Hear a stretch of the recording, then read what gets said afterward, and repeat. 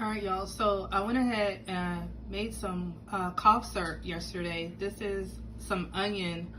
I sliced up about a half of an onion, maybe a little under a half of an onion, and then I added some sugar on top, and then I covered it yesterday.